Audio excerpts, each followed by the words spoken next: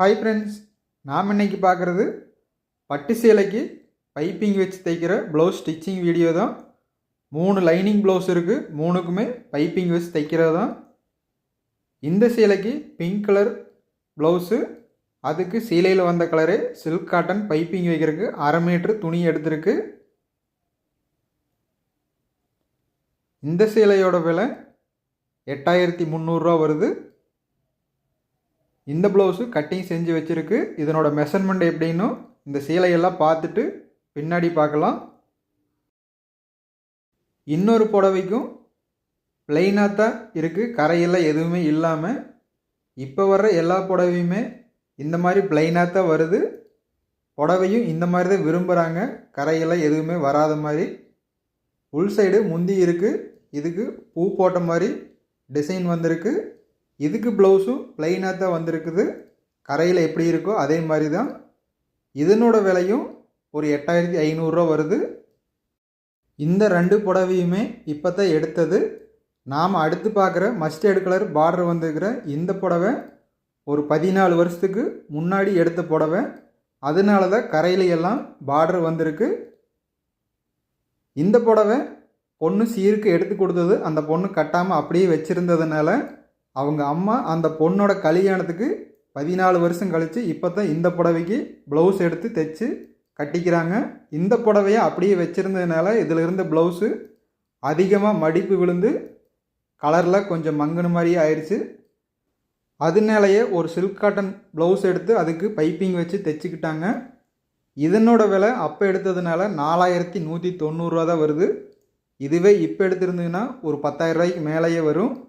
கரையெல்லாம் இல்லாத புடவையே ஒரு 8500 9000 வருது. இது ஃபுல்லாகவே கரை வந்திருக்கு. புடவையில் வந்த பார்டர் கலர் தான் ப்ளைனாக சில்க் காட்டன் ப்ளவுஸ் எடுத்திருக்கு. உள்ளே இருக்கிற கலரில் பைப்பிங் வைக்கிறதுக்கு தனியாக சில்க் காட்டன்லேயே ஒரு 1/2 மீட்டர் துணி எடுத்திருக்குது. கட்டிங் செஞ்ச ப்ளவுஸோட மெஷர்மெண்ட் என்ன இருக்குதுன்னு செக் பண்ணிக்கலாம். கீழே இருக்கிற பிங்க் கலர் ப்ளவுஸ் தான் நாம் அடுத்து பார்க்குற ஸ்டிச்சிங் வீடியோ. 14.25 இன்ச்சு இறக்கம் இருக்குது. தைச்ச பின்னாடி 13.25 இன்ச்சு வரும்.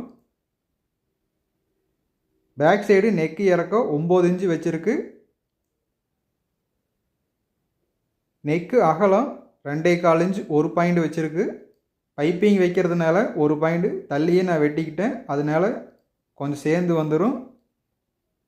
இடுப்பு சுற்றளவு 32 இன்ச், டாட் பிடிக்கிறதுக்கு 1 இன்ச்சு சேர்த்தி வச்சுருக்கு. ஆம்கோல் இறக்கம் 5.25 இன்ச் ஒரு பாயிண்ட் வச்சுருக்கு.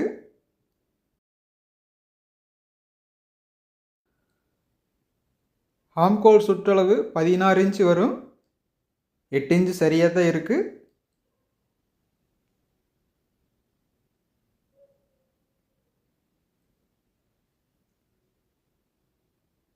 ஷோல்டர் அகல வச்சது 5.5 இன்ச் ஒரு பாயிண்ட் வச்சுருக்கு.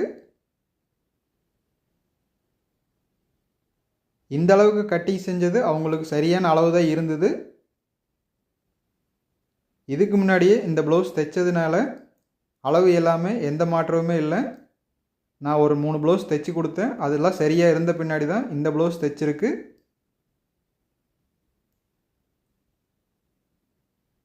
ஃப்ரண்டில் நெக்கு இறக்கம் 6.25 இன்ச், உள் சைடு மட்டும் ஒரு பாயிண்ட்டுக்கு மேலே தள்ளி ரவுண்டாக வெட்டி இருக்குது. ஃப்ரண்டில் இறக்கம் 13.5 இன்ச், தைச்ச பின்னாடி ஒரு 12.5 இன்ச் வரும். உடம்பு இறக்க 13.25 இன்ச் இருக்கிறவங்களுக்கு ஃப்ரண்ட் சைடு கட்டிங் செய்யும் போதே ஒரு 13 இன்ச்சு வச்சதுனா கூட போதும். தைச்ச பின்னாடி 12 இன்ச்சு வர்ற மாதிரி. இது அதிகமாக கேட்டதுனாலேயே ஒரு 1/2 இன்ச் அதிகமாக இறக்க வச்சுருக்கு. ஊக்பட்டி இறக்கி வெட்டுறக்கு 6.25 இன்ச், கழுத்து இறக்க வச்சதுக்கு கீழே ஒரு 4.25 இன்ச்சு வச்சுருக்கு. தைச்ச பின்னாடி ஒரு 3.5 இன்ச்சு வரும். ஃப்ரண்ட்லேருந்து 4 இன்ச்சு தள்ளி வச்சு டாட் பிடிக்கிறதுக்கு சென்டரில் வெட்டியிருக்கு. அதிலிருந்து 2 சைடும் 1.25 இன்ச்சு ஒரு பாயிண்ட் வச்சுருக்கு. ஒரு ரவுண்ட் ஷேப்லேயே இறக்கி வெட்டியிருக்கு. கப் சைஸ் பெருசாக இருக்கிறதுனால இதே வி ஷேப்பில் வெட்டினா கொஞ்சம் டைட்டாகவே போயிடும். இந்த மாதிரி வெட்டணும்னா துணி கொஞ்சம் அதிகமாக இருக்கும், டைட் இல்லாமல் இருக்கும். பட்டி இறக்க வைக்கிறதுக்கு ஃப்ரண்ட் சைடு 3 இன்ச்சு இருக்குது. பேக் சைடு 2.5 இன்ச்சு வச்சுருக்கு. கிராஸ் கட்டிங் அப்படிங்கிறதுனால மேல் சைடு ஆம்கோல் சுற்றளவு வெட்டும்போது ஃப்ரண்டில் மட்டும் இன்னொரு 1/4 இன்ச்சு அதிகமாக வெட்டிக்கிட்டோம்னா அந்த துணியை இழுத்து கொடுத்துரும். அப்போ ரெண்டுமே ஒரே அளவுக்கு வந்துடும். பேக் சைடு 2.5 இன்ச்சு வச்சதுக்கு கீழே 1 இன்ச்சு 1 பாயிண்ட் தைக்கிறதுக்கு வச்சுருக்கு. பட்டி ஜாயின் பண்ணும்போதும் 1/4 இன்ச்சு 1 பாயிண்ட் அளவுக்கு தையல் அடித்தோம்னா பேக்கு ஃப்ரண்ட்டு கரெக்டாக ஜாயிண்ட் ஆகிக்கும். அப்படியே அதிகமாக வந்ததுனாலும் ஃப்ரண்ட் பீஸில் தான் ஒரு 1/4 இன்ச்சுக்குள்ளே அதிகமாக வரும் கிராஸ் கட்டிங் அப்படிங்கிறதுனால. ஃப்ரண்ட் சைடு 4 இன்ச்சு இறக்க வச்சு வெட்டியிருக்கு. சென்டரில் வளைவாக வெட்டினது ஒரு 3/4 இன்ச்சுக்கு மேலே கிராஸ் பண்ணி வெட்டியிருக்கு.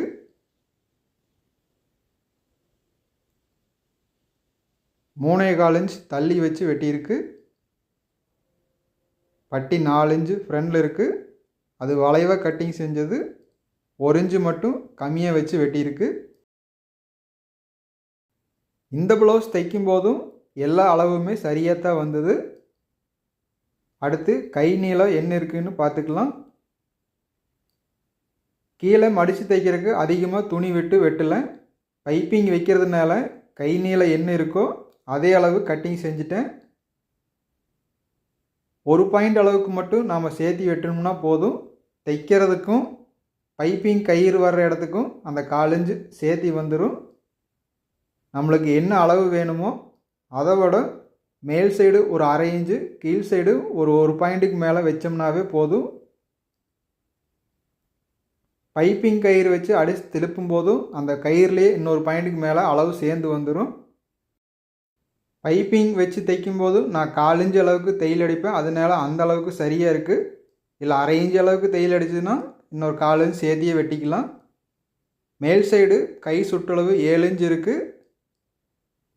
அதுபோக அந்த சைடு 1 இன்ச்சு துணி எக்ஸ்ட்ராவாக விட்டுருக்கு தையல் அடிக்கிறதுக்கு. 3.25 இன்ச் கிராஸ் பண்ணி வெட்டியிருக்கு. இந்த அளவு கட்டிங் செஞ்சது எல்லாமே தைக்கும்போது சரியாக தான் வந்தது.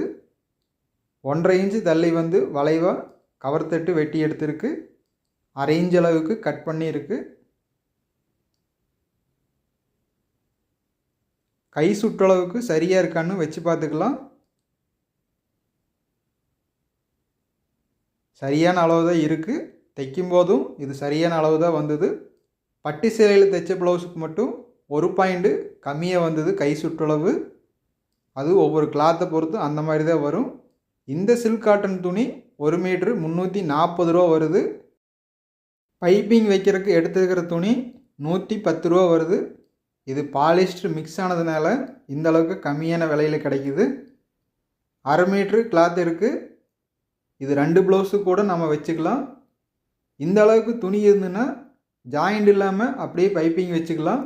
இதை விட கம்மி எடுத்தோம்னா பேக் கழுத்துக்கு மட்டும் ஜாயிண்ட்டு போடுற மாதிரி வரும். 25 இன்ச்சு நீளத்துக்கு கிராஸ் பீஸ் வரும் இந்த மாதிரி துணி இருந்ததுன்னா. இது 2 ப்ளவுஸு கூட வச்சுக்கலாம். ஆனால் இந்த கலர் நம்மளுக்கு ப்ளவுஸ் வர வரைக்கும் நாம் வச்சுக்கிட்டே இருக்கணும். அதனாலேயே துணி எடுக்கும் போதெல்லாம் அதிகமாக சேர்ந்து போயிடுது. இந்த மாதிரி 1/2 மீட்டர் எடுக்கிறதுனால அடுத்த ப்ளவுஸ் வந்ததுனா தான் இது யூஸ் ஆகும்.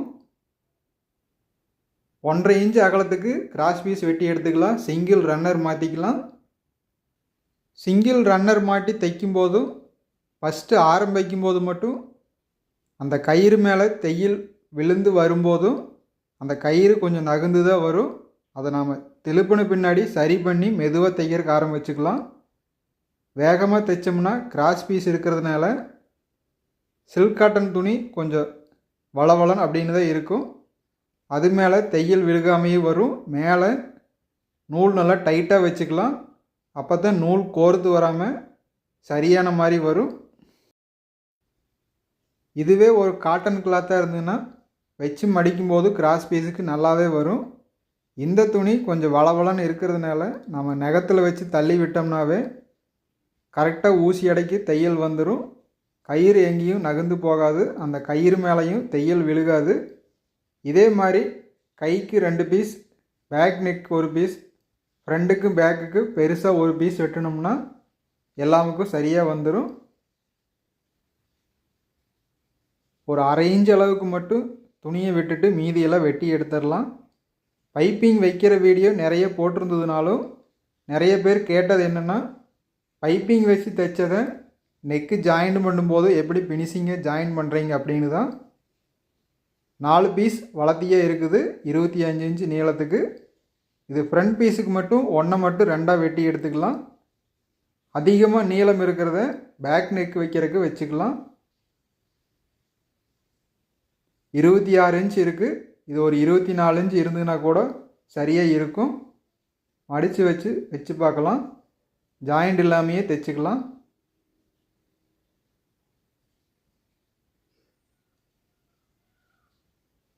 மேல் சைடு ஒரு 1/2 இன்ச்சு விட்டுட்டு தைக்கிறக்கு ஆரம்பிக்கலாம். இதுலேயும் முதல்ல தைக்கும் போதும் மெதுவாக தான் ஆரம்பிக்கணும். துணி வெளியே வந்த பின்னாடி வேகமாக தைக்கலாம். வளைவான இடத்துக்கு வரும்போதும் மெதுவாக தான் தைக்கணும். கீழே இருக்கிற லைனிங் கிளாத்து தண்ணியில் போட்டு தான் கட்டிங் செஞ்சுருக்கு. துணிக்கடையில் வெட்டி கொடுக்கும்போதும் துணியை கொஞ்சம் கிராஸாக வெட்டி கொடுத்துட்டாங்க. இது தண்ணியில் போட்டதுனாலையும் துணி அங்கங்கே நகர்ந்து போய் கொஞ்சம் கிராஸாக தான் இருக்குது. இதுவே ஒரு 4 வருஷத்துக்கு முன்னாடி வந்த காட்டன் கிளாத் எல்லாமே துணி கொஞ்சம் திக்னஸாக இருந்தது. இப்போ நூல் விலை ஏறினதுனால துணி ரொம்பவே மட்டமாக தான் இருக்குது. ஆனால் விலை மட்டும்தான் ரொம்ப ஜாஸ்தியாக இருக்குது. தைக்கும்போது இந்த மாதிரி தண்ணியில் போட்டு தைக்கிறதுனால துணி கிராஸாக இருக்கிறதுனாலையும் நம்ம தையல் அடிக்கும்போதும் அங்கங்கே துணி ஒரு பக்கமாக இழுத்துக்கிட்டு போகிற மாதிரி தான் வரும். கிராஸாக வர்ற துணியை மட்டும் நாம் தைக்கும்போதும் அதை சரி பண்ணி தான் தைச்சிக்கணும். வேகமாக தைச்சோம்னா ஒரு சைடு நாம் முடிக்கும்போது மட்டும் அந்த கிராஸாக இருக்கிற துணி அதிகமாக வந்து முடிகிற மாதிரி வரும். அப்போ 2 கிளாத்து ஈவனாக இல்லாமல் எச்சு கம்மியாக வந்துடும்.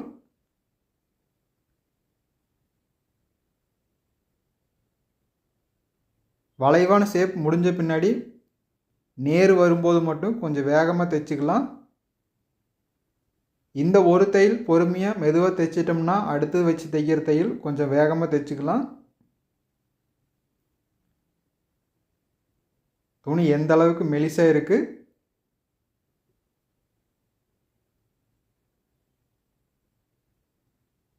அடுத்து ப்ளவுஸ் கிளாத்தை எடுத்து கீழே வச்சுக்கலாம்.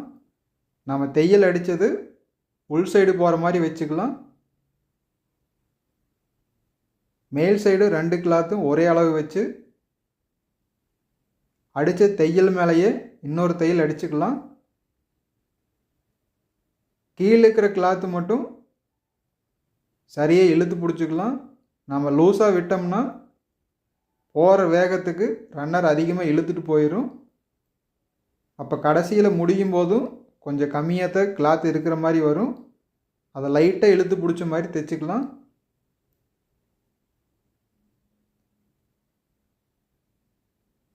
உள்ளே இருக்கிற கிளாத்து கொஞ்சம் நகர்ந்து வந்ததுன்னா கூட அதை சரி பண்ணி வச்சுக்கலாம். ஏன்னா இது பட்டு புடவையில் வந்தது. கிளாத்து மிஷினில் ஒட்டாத மாதிரி அங்கங்கே நகர்ந்து போயிடும்.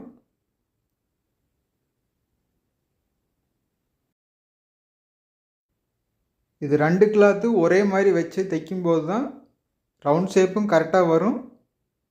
தைச்சு முடிக்கும் போதும் மேலே இருக்கிற கிளாத்தும் கீழே இருக்கிற கிளாத்து 2 ஒரே அளவில் முடிக்க முடியும். இதை சரி பண்ணாமல் அப்படியே வச்சு தைச்சிக்கிட்டே வந்தோம்னா இப்போ முடிக்கும்போது மட்டும் ஏதோ ஒரு கிளாத்து எச்சு கம்மி வந்துடும். அப்போ நம்ம வெட்டி எடுக்க வேண்டியது வந்துடும். ஷோல்டர் ஒரு பக்கம் கிராஸாக இறக்குன மாதிரி வந்துடும். இப்போ 2 ஒரே அளவு தான் இருக்குது. பைப்பிங் கயிறு வச்சதை நல்லா இழுத்து விட்டுக்கலாம், சுருக்கையெல்லாம் இல்லாமல். அடுத்து தையலில் படாமல் ரவுண்ட் ஷேப்புக்கு வெட்டி விட்டுடலாம். அப்போ தான் திருப்பும் போதும் நல்லா திரும்பி வரும்.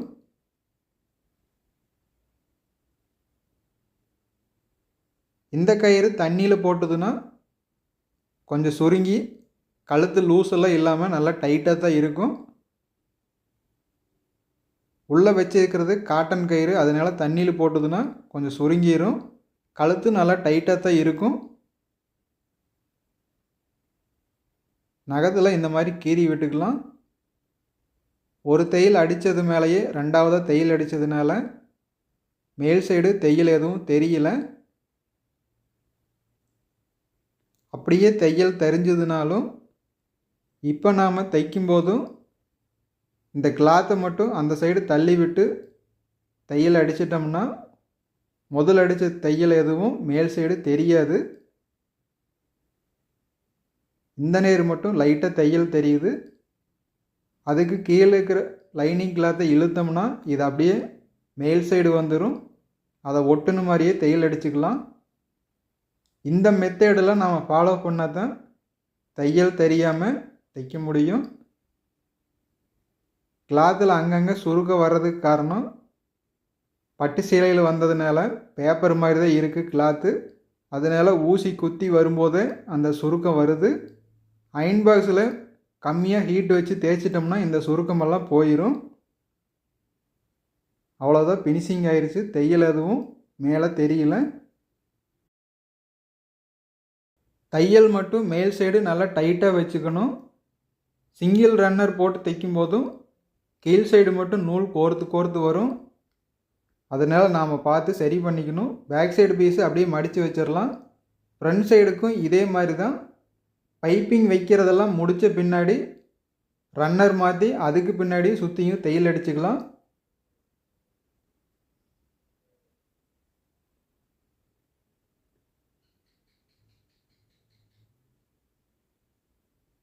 ரவுண்ட் ஷேப்பு வர இடத்துக்கு மட்டும் இதை அப்படியே ரவுண்டாக எடுத்து வச்சுக்கலாம்.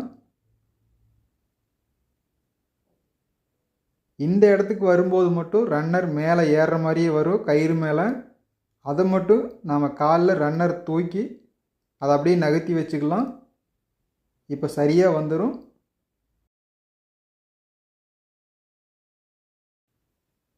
இன்னொரு பீஸும் ஆப்போசிட் வச்சு அப்படியே தைச்சிக்கலாம்.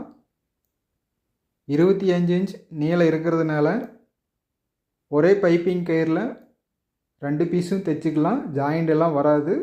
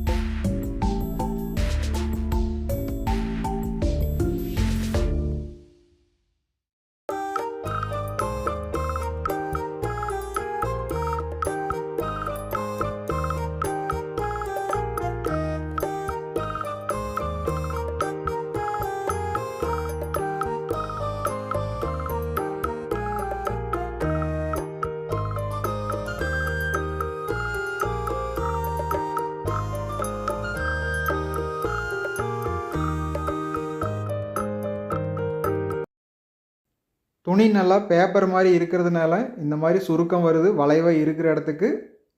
அது அயன் பாக்ஸில் தேய்க்கும் போதும் அந்த சுருக்கமெல்லாம் போயிடும். இதை அப்படியே எடுத்து வச்சிடலாம். அடுத்து ஸ்லீவுக்கும் பைப்பிங் வச்சுக்கலாம்.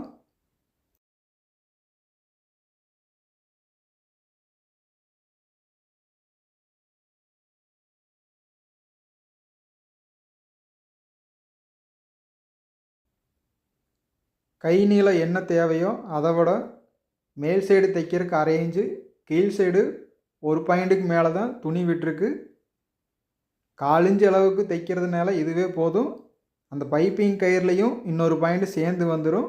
அதனால நாம் தையல் அடிக்கிறதும் அது ஒரு பாயிண்ட் சேர்த்து வர்றதுக்கும் அளவு எல்லாம் சரியாக போயிடும். இதை விட அதிகமாக அகலம் வச்சு தையல் அடிச்சதுன்னா இன்னொரு 1/4 இன்ச்சு அதிகமாகவே கை நீளம் வச்சுக்கலாம் தையல் அடிக்கிறதுக்கு. இன்னொரு பீஸும் ஆப்போசிட் வச்சு தைச்சிக்கலாம். கவர் தட்டு வர்ற இடத்துக்கு மட்டும் மார்க் பண்ணி விட்டுடலாம். அப்போ தான் ரெண்டும் மாறாமல் சரியாக வரும். இது நாம் பார்க்காம அப்படியே தைச்சிட்டோம்னா திரும்ப பிரித்து தைக்கிற மாதிரி வந்துடும். இதையெல்லாம் பிரித்து தைச்சோம்னா கிளாத்து ரொம்பவுமே நூல் வெளியே வந்துடும். நம்ம தைக்கிறதும் அளவாக தான் தைக்கிறோம் கட்டிங் செஞ்சது. அதனால இந்த மார்க் மட்டும் கரெக்டாக பண்ணிக்கணும்.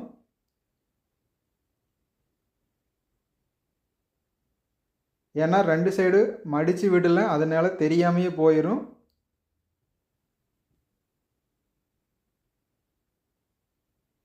ஸ்ட்ரெயிட்டாக வச்சு தைக்கிறது பைப்பிங் வைக்கிறது ரொம்ப சுலபமாக தான் இருக்கும். வளைவான இடத்துக்கு தைக்கிறது மட்டும்தான் கொஞ்சம் பொறுமையாக தைக்கணும்.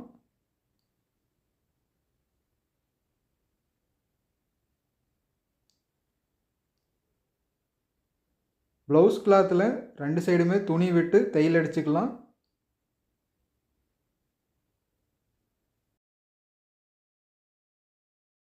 பைப்பிங் ப்ளவுஸ் தைக்கும்போதும் ஃபஸ்ட்டு பட்டி மட்டும் அடித்து வச்சுட்டு அதுக்கு பின்னாடி சிங்கிள் ரன்னர் மாற்றி இந்த பைப்பிங் எல்லாம் வச்சு முடித்த பின்னாடி ரன்னர் மாற்றி சுற்றியும் தையல் அடிச்சுக்கலாம்.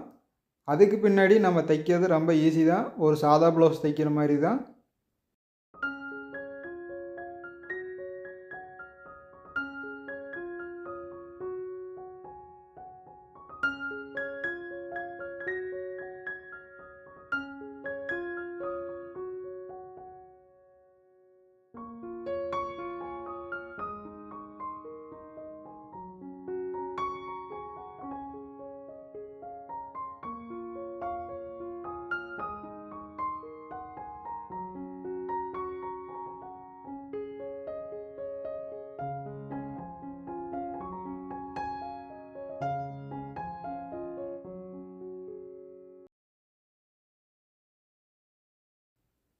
கைக்கு தையல் அடிக்கும் போதும் முதல் அடித்த தையல் மேல் சைடு தெரிஞ்சதுன்னா இந்த கிளாத்தை அது மேலே அப்படியே அமுத்தி வச்சு தைச்சோம்னா அந்த தையல்லாம் தெரியாது.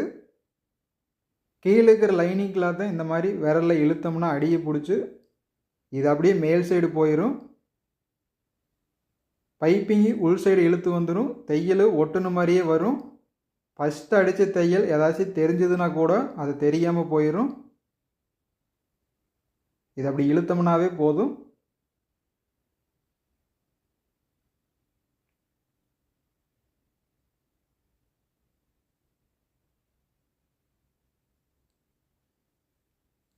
பைப்பிங் கயிறை ஒட்டுன மாதிரியே கிளாத் இருக்கிறதுனால தையலும் அதே மாதிரி வந்துடும்.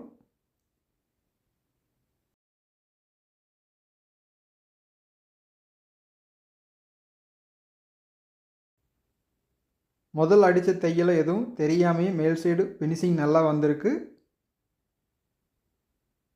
இன்னொரு கைக்கும் அதே மாதிரி தைச்சிக்கலாம்.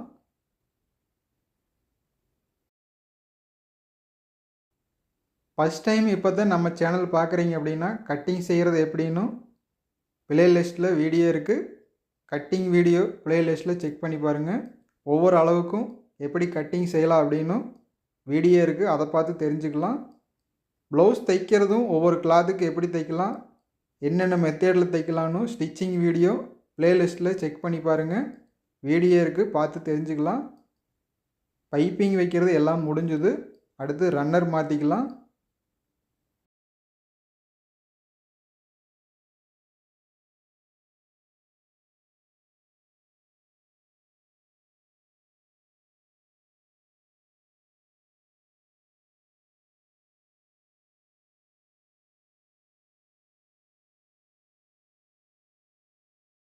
6.5 இன்ச்சு கை நீளம் வேணும். தைச்ச பின்னாடி 7 இன்ச்சுக்கு ஒரு பாயிண்ட் கம்மியாக தான் இருக்குது.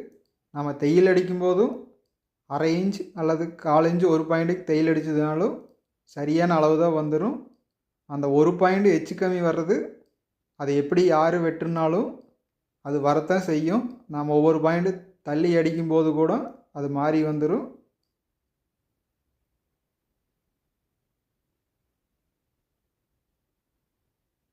கிளாத் அங்கங்கே நகர்ந்து வந்ததுன்னா அதை சரி பண்ணி பெரிய தையல் வச்சு தையல் அடிச்சுக்கலாம். அதிகமாக இருக்கிற துணியெல்லாம் வெட்டி எடுத்துடலாம்.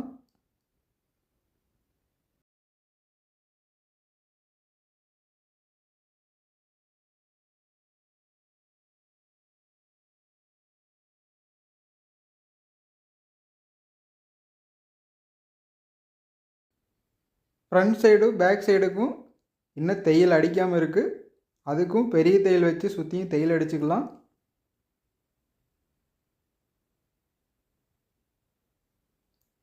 கிளாத் ரொம்ப மெலிசாக இருக்கிறதுனால கிராஸ் கட்டிங் வெட்டிக்கிறதுக்கு ஒரு சைடு இழுத்த மாதிரி தான் வருது.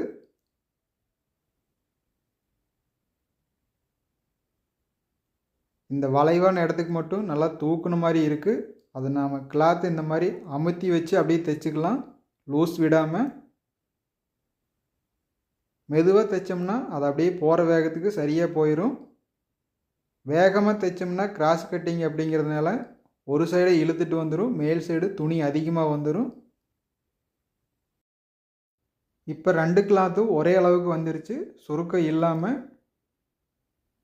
இதை நாம் இழுத்து அப்படியே தைச்சிருந்தோம்னா ஒரு சைடு கிளாத் அதிகமாக வந்து அல்லது சுருக்கம் அடிச்சிருந்துன்னா கூட ஆம்கோலுக்கிட்ட ப்ளவுஸ் போட்டதுன்னா சுருக்கம் வரும்.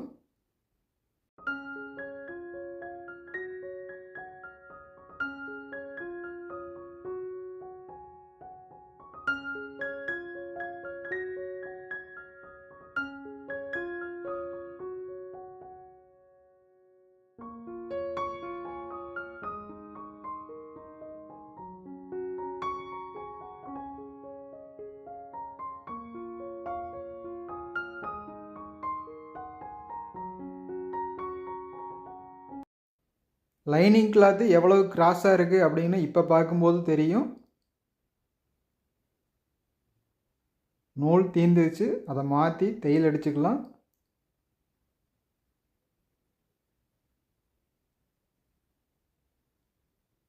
கிராஸாக இருக்கிறதுனாலையே துணி அதிகமாக வருது. அந்த சைடு முடியும் போதும் அதை நான் அப்படியே மெதுவாக உள் சைடு தள்ளி விட்டு தையல் அடிச்சுக்கிட்டேன். அதனாலேயே 2 கிளாத்து ஈவனாக வந்துருச்சு. கீழே இருக்கிற ப்ளவுஸ் கிளாத்தை மட்டும் நல்லா இழுத்து பிடிச்சி மேலே இருக்கிற கிளாத்தை அப்படியே லூஸாக விட்டு தையல் அடிச்சுக்கிட்டேன். அப்போ கூட மேல் சைடு ஒரு பாயிண்ட் துணி அதிகமாக வருது. ஒவ்வொரு இடத்துக்கும் இதே மாதிரி தான் துணியை லூஸ் விட்டு அப்படியே தைச்சதுனால சரியாக வந்துருச்சு.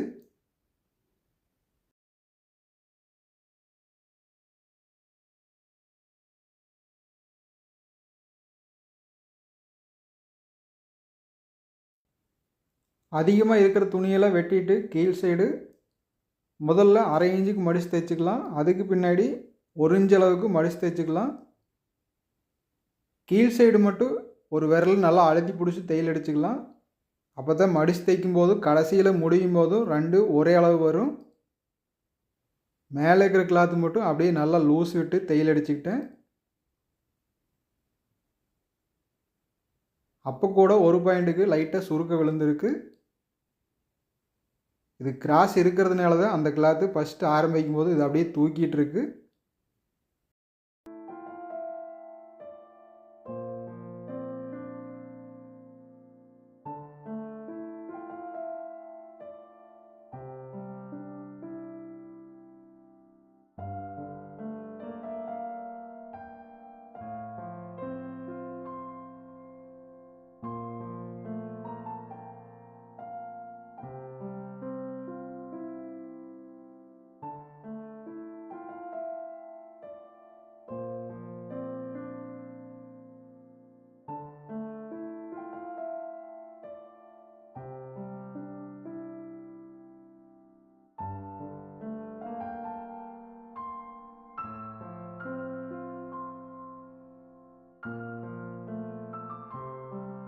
பேக் சைடு பீஸும் எல்லா தையலும் அடித்து முடிச்சாச்சு.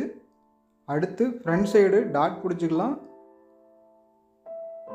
ஒவ்வொரு சைடும் 1.25 இன்ச் 1 பாயிண்ட் அளவுக்கு வெட்டி விட்டுருக்கு. டேப்பில் அளந்து பார்த்துக்கலாம், சரியாக தான் இருக்குது. 2.25 இன்ச் நீளத்துக்கு டாட் பிடிச்சிக்கலாம்.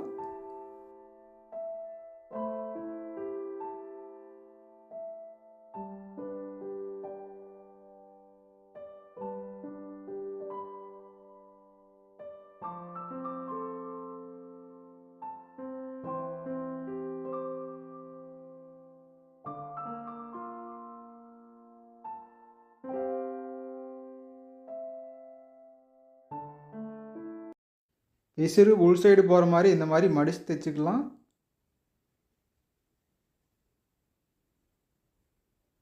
இதுவே கெட்டியான கிளாத்தாக இருந்ததுன்னா நம்ம கத்திரியில் வெட்டி கூட விட்டுடலாம்.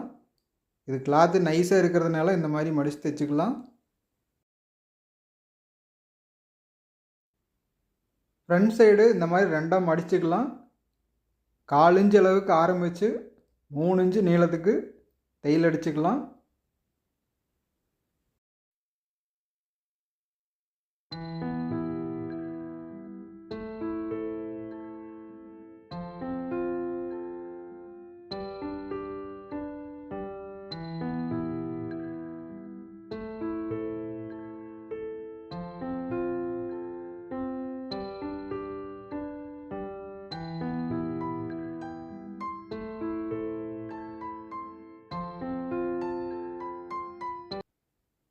ரெண்டு டாட் பிடிச்சதுக்கு இடையில இந்த மாதிரி விரல் வச்சு மடக்கணும்னா ஆம்கோல் சுற்றளவுலேருந்து சரியாக வந்துடும்.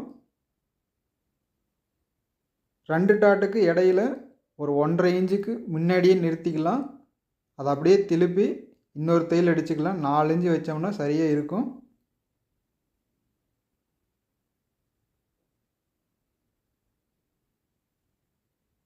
எடுக்கும்போது நல்லா கட்டி எடுத்துடலாம். இல்லைன்னா ஆம்கோலில் ஸ்லீவ் வச்சு ஜாயின் பண்ணும்போதும் அந்த தையெல்லாம் விட்டு போயிடும்.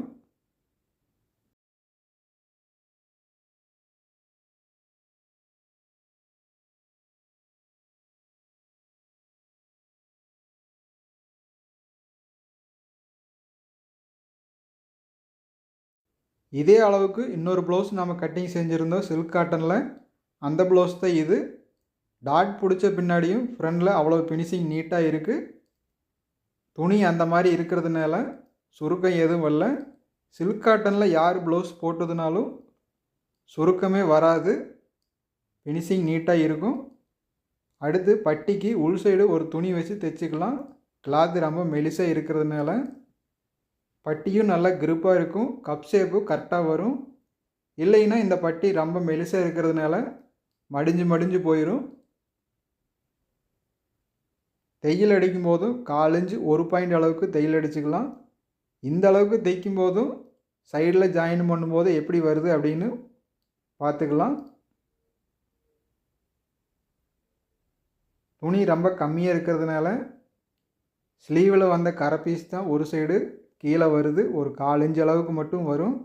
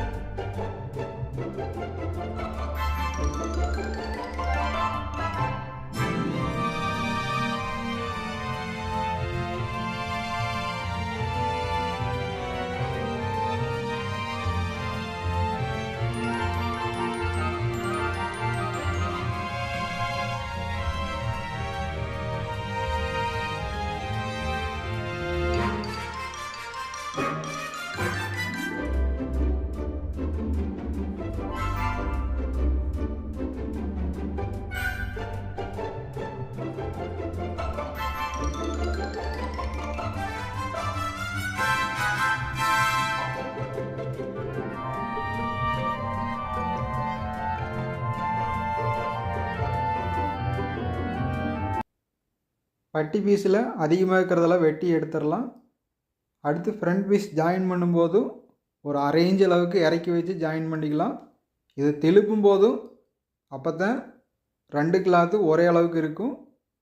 ஒரு 1/4 இன்ச் அதிகமாக இருந்ததுன்னா ஸ்ட்ரெயிட்டாக வெட்டி எடுத்துடலாம்.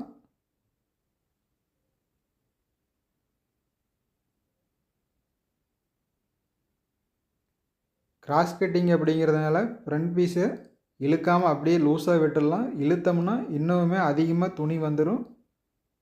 பட்டி நாம் கட்டிங் செஞ்சதை விடவே அதிகமாக வந்துடும். அதில் என்ன அளவுக்கு முடிஞ்சதோ அதே அளவுக்கு ஆரம்பிச்சுக்கலாம். 1 பாயிண்ட் அளவுக்கு தான் துணி இருந்தது.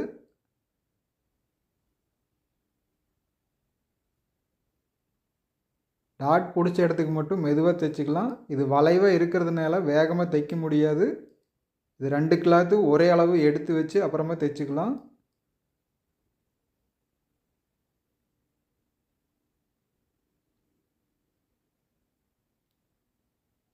இந்த ஒரு தையல் அடித்த பின்னாடியே பேக் சைடுக்கும் ஃப்ரண்ட் சைடுக்கும் எச்சு கம்மி வருதா அப்படின்னு செக் பண்ணிக்கலாம்.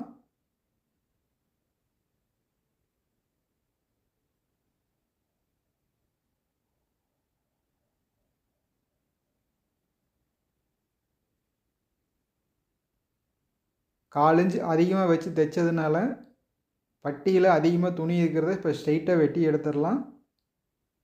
பேக் சைடுக்கு சரியாக வந்துருச்சு. ஃப்ரண்ட் சைடு செக் பண்ணிக்கலாம். இப்போ சரியாக தான் இருக்குது. இதில் ஏதோ ஒன்று எச்சு கம்மி வந்ததுன்னா இப்போ நாம் 2வது இன்னொரு தையல் அடிக்கும்போதும் அதை சரி பண்ணிடலாம். பேக் சைடுக்கும் இப்போ வச்சு பார்த்துக்கலாம். கிராஸ் கட்டிங் அப்படிங்கிறதுனால நம்ம முதல்லையே ஒரு 1/4 இன்ச்சு மேலே அதிகமாக தான் கட்டிங் செஞ்சு எடுத்திருந்தோம். அப்போவுமே இந்த கிளாத் அதிகமாக இழுத்து கொடுத்து ஒரு சைடுக்கு 1/4 இன்ச்சு அதிகமாக இருக்குது. ஃப்ரண்ட் சைடு மட்டும். இன்னொரு சைடு பீஸையும் வச்சு பார்த்துடலாம்.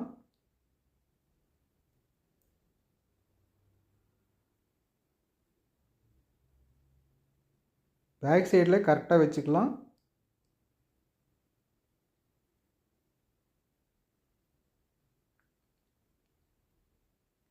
இதுலேயும் ஒரு 1/4 இன்ச் அதிகமாக தான் இருக்குது. இப்போ நம்ம பட்டி பீஸில் மட்டும் இப்போ 2வது தையல் அடிக்கல. ஒரு பாயிண்ட்டுக்கு மேலே கீழே இறக்கி தையல் அடித்தோம்னா அந்த 1/4 இன்ச் அதிகமாக வந்தது சரியாக போயிடும். இப்படித்தான் நாம் சரி பண்ணிக்கணும். இது நிறைய பேர் டவுட் கேட்குறாங்க. இந்த வீடியோவில் பார்க்கும்போது அது ஈஸியாக புரிஞ்சுக்கலாம். நான் என்ன கட்டிங் செஞ்சேன், அது கிராஸ் கட்டிங் அப்படிங்கிறதுனால துணி அதிகமாக இழுத்து கொடுத்ததுனால இந்த மாதிரி அதிகமாக வரும். அதை நாம் ஒரு தையல் அடித்ததையுமே சரி பண்ணிக்கணும். ஃப்ரண்ட் சைடுக்கும் எச்சு வந்ததுனாலும் இதே மாதிரி சரி பண்ணிடலாம். இதில் சரியாக தான் இருந்தது.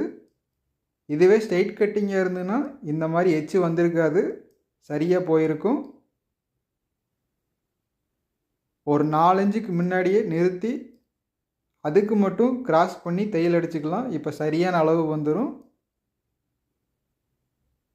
இதுவே கிராஸ் பண்ணுற அப்படின்னு கிட்ட கொண்டாந்து 1 இன்ச் அளவுக்கு மட்டும் கிராஸ் பண்ணணும்னா அது சரியாக வராது.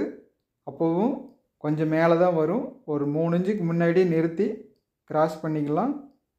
இப்போ 1/4 இன்ச்சுக்கு அதிகமாக இருக்கிறத வெட்டி எடுத்துடலாம். அதிகமாக துணி விடாமல் இப்போ வச்சு பார்க்கலாம். இப்போ சரியாக வந்துருச்சு.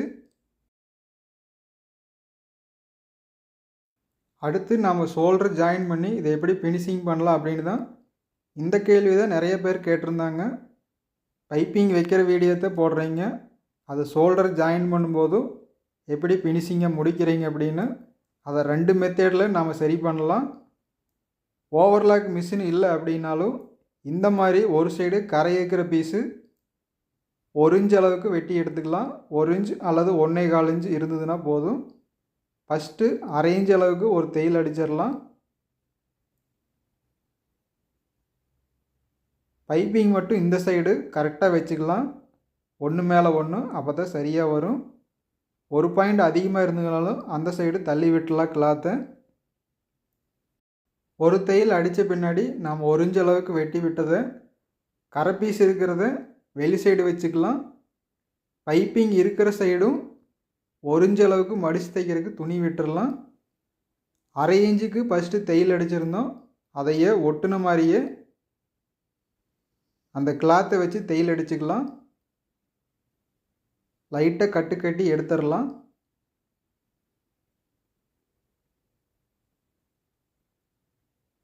ஒரு 1/2 இன்ச்சு விட்டுட்டு மீதியெல்லாம் வெட்டி எடுத்துடலாம். இதை அப்படியே மடிச்சுக்கலாம்.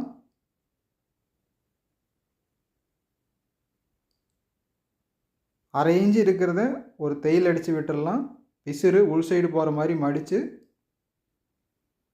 இல்லைனாலும் இந்த மாதிரி மடிச்சுக்கலாம். இது காட்டன் கிளாத் அப்படிங்கிறதுனால நல்லா மடிஞ்சு வரும். பிசுறு உள் சைடு போகிற மாதிரி மடித்து விட்டுடலாம். இதை அப்படியே இன்னொரு தையல் அடிச்சுக்கலாம். மடித்து வச்சு பைப்பிங் இருக்கிறதுனால மெதுவாக தான் தைக்கணும்.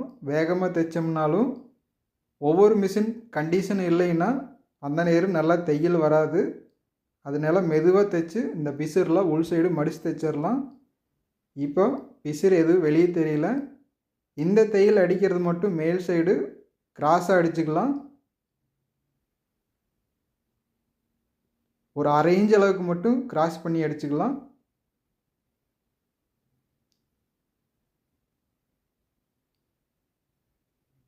இப்போ பிசுறு எதுவும் வெளியே தெரியாது.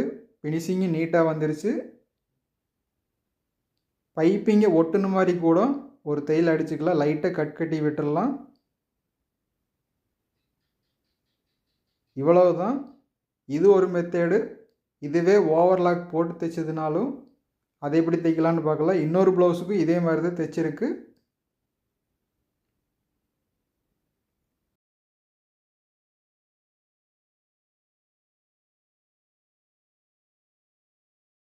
இன்னொரு சைடு பீஸும் ஜாயின் பண்ணிக்கலாம்.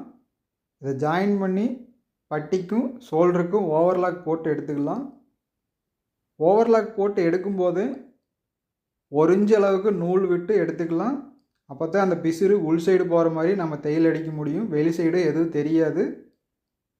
இதையே அதிகமாக இருக்கிறது மட்டும் உள்ளே மடித்து வச்சு தையல் அடிச்சிடலாம். ஜாயின் பண்ணது பேக் சைடு போகிற மாதிரி தள்ளி விட்டுடலாம். அதுக்கு இடையில் இந்த பிசுரை உள் சைடு மடித்து வச்சிடலாம். பிசுறு வெளியே தெரியாத அளவுக்கு துணியை எடுத்து வச்சு கிராஸாக தையல் அடிச்சுக்கலாம். இதில் ஸ்ட்ரைட்டாக தையல் அடித்தோம்னா ஒவ்வொரு டைம் பிசுறு வந்துடும். அதனால் இந்த மாதிரி கிராஸாக வச்சு கட்டி எடுத்துக்கலாம். மெதுவாக தையல் அடிச்சுக்கலாம். இந்த ப்ளவுஸோட தொடர்ச்சி அடுத்த வீடியோவில் நாம் பார்க்கலாம். இதிலேயே பார்த்தோம்னா ரொம்ப லென்த்தாக போயிடும். ஃபினிஷிங் நீட்டாகவே வந்துருச்சு. கிராஸாக தையல் அடித்தோம்னா தான் இந்த மாதிரி வரும். பிசுறும் மேல் சைடு வராது.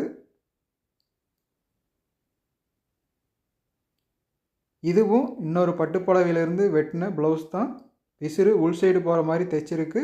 நாம் அடுத்த வீடியோவில் சந்திக்கலாங்க ஃப்ரெண்ட்ஸ்.